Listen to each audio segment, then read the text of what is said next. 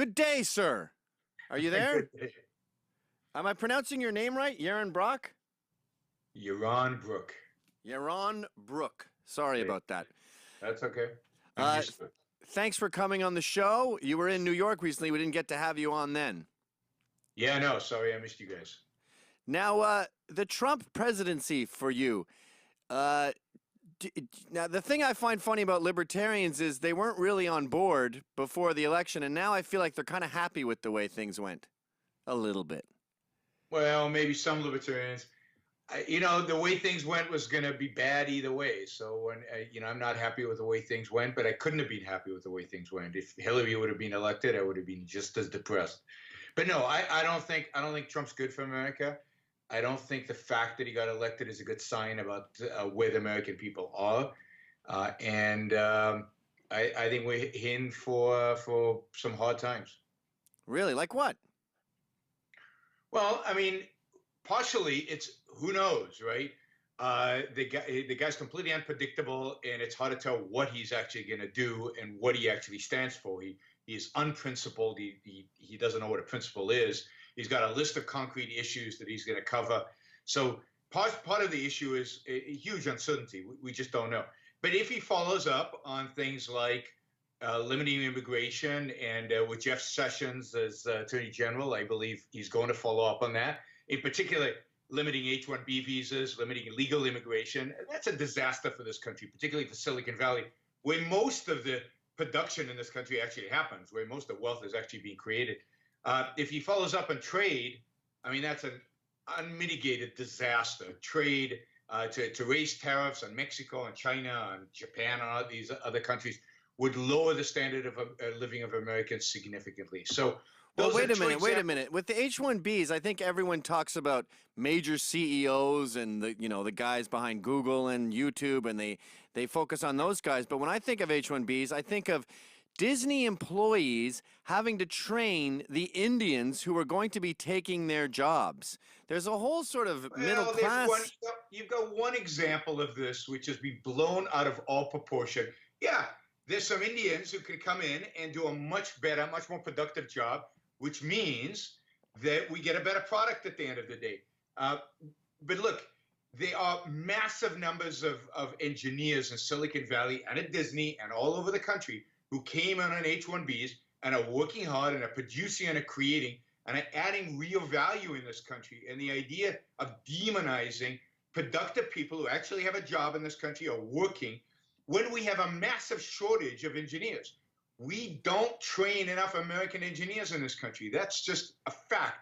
So what we want to do is cripple production in America, cripple the one thing we're good at, which is high tech, in the name of not allowing Indian engineers into this country. That would be a massive mistake. What about this argument that we've given up on factory workers? The idea of someone just going ka-chunk, ka-chunk, we're never going to have that back. Well, we're never going to have that because technology has replaced it. We produce more stuff today than ever in American history. We produce more than double what we produced when we had a gazillion of people doing ka-chunk, right? The reason we've lost manufacturing jobs has nothing to do with China, has everything to do with technology. The jobs are never coming back. Just like in agriculture, 90% of people used to be in agriculture. Today, it's less than 1% of the population producing much more food.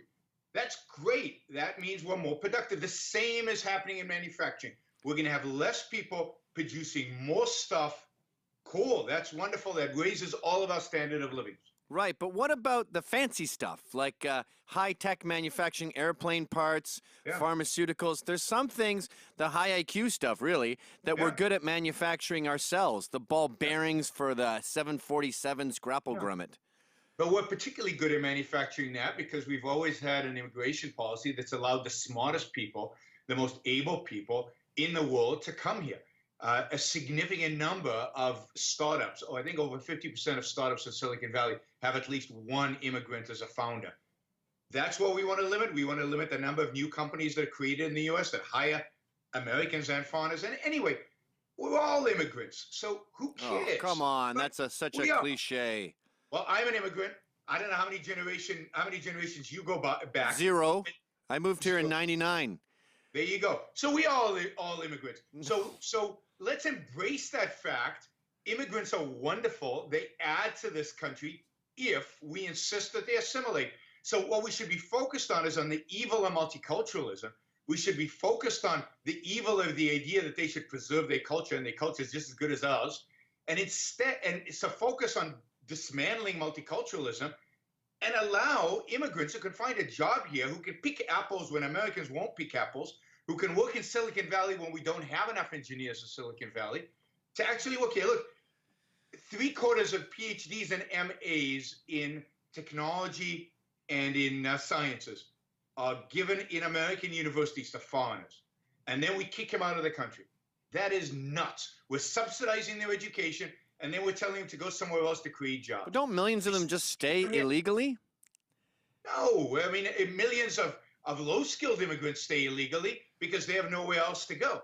But the high-tech guys, the high IQ guys, as you present it, they leave. They go back to China. They go back to Scandinavia, where they can do okay. But if we let them stay, they would be creating their new companies. They would be creating the new jobs here in America.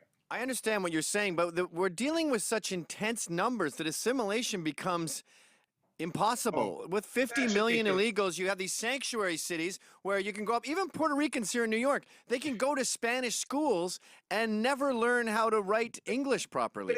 But again, so let's work on assimilation. Let's work on But you can't assimilate when the numbers of that magnitude are so high that you can just have an entire Mexican city in America that gets federal funding.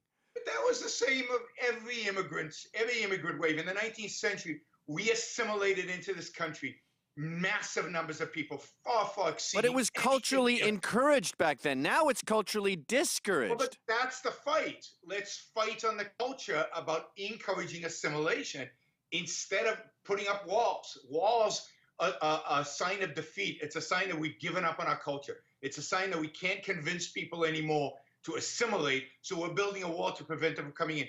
In the 19th century, we absorbed, as a percentage of the population, far more people than anything close to what we're absorbing today. And yeah, there were little Jewish cities in New York, and there were little Polish cities in New York, and they went away with it. They spoke English, though, and they had, in sanctuary cities, they have city hall meetings where everyone is speaking Spanish.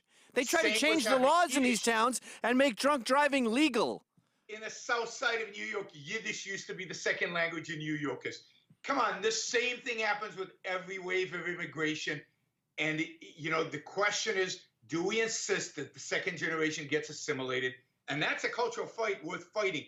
But to become anti-immigrant, to build walls, is a defeatist, anti-American type of position, which I think is incredibly harmful, both to ourselves and to future generations. When you're talking about the Yiddish and the Italians, we're talking about numbers that are assimilable. When we're talking about 50 million illegals... Much larger than today.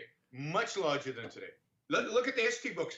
We had 50 million versus 380 million or whatever the population is? That's a massive percentage. Much higher percentage in those days than today. Much higher. Well, they sure did a much better job of assimilating quickly. It only took one generation. Now we have these people that become less assimilated. We have Muslims that are more likely to be radical than their parents. That's right, because we don't put any effort into assimilation. We don't challenge Islamic radicalism. We haven't blown them up into smithereens to show them what happens when you mess with America. We've treated them with kid gloves. So you're seeing more radicalization in the Islamic world. Why don't we get a president that says something really patriotic, like, I don't know, make America great again, for example? Yeah, because it's an empty slogan. You could say any empty slogan. John McCain said, country first, America first. It doesn't matter. These are empty words unless you fill them with content. And to run a campaign, make America great again, by building a wall, that is a sign of American defeatism, of American... No, it's American preservism. You're preserving it. Will you at least agree that illegal immigration has to stop?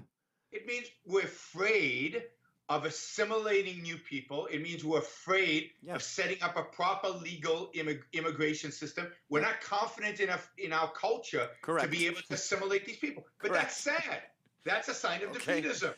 In the 19th century, we weren't afraid. We said, bring everybody, come here. If you're poor or whatever, come here. we are so confident in America that we'll assimilate you, we'll take care of you, don't worry at all. Yeah, we had no we've stuck a welfare little state. American flags in their hands. Henry Ford put them in a fake machine where they would come out the other side holding little American flags. If you don't think illegal aliens are a problem now at 50 million or 30 million or whatever it is, when is the number too high for illegal How many aliens? illegal immigrants are there?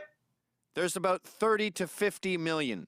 That's complete garbage. That's nonsense. That's nonsense. Okay. There's 10 to 20 million illegal immigrants in this country, and the number has shrunk over the last 8 years. No, the number stopped expanding at the same pace it was expanding in. The number 12 million goes back to 10 years ago. Because it hasn't grown in 10 years. Yes, it has. It has not. These people have children. During the financial crisis, those illegal immigrants left because there were no construction jobs. They were the guys building all the homes here in California, and when the construction jobs dried up, they went back to Mexico. Again, these are not facts that you guys are disseminating. Well, they're facts, all right. Oh no, there's no 30 to 50 million dollar number out there that is being measured or actually. Ann Coulter in Adios America beautifully lays out why it's at least 30 million. But let's just say it's 12. Yep. When is too many? 100 million? I don't know. Have you ever flown over this country? It's empty. We should be encouraging more people to come here, not less. You want a higher standard of living, more production, more Americans building stuff and creating stuff. The greater the population, the better we all are. I mean, the problem in Europe today and in Japan is they have shrinking populations because they have no kids. America barely is growing if we don't include immigrants. We want a growing population, and immigrants are part of that. Now, it should be legal, but we need better legal immigration laws that allow for more people to come here legally. So it should be legal, so we should stop illegal immigration, and we should encourage assimilation, so we need Donald Trump in office because he's a true patriot. Is that what you're saying? No, I'm saying that Donald Trump will not do any of those things. He won't build a wall. You're cutting out. We're getting a bad signal. Yeah, I only heard the no illegals, and Trump is a great president. Hello. It's getting fuzzy.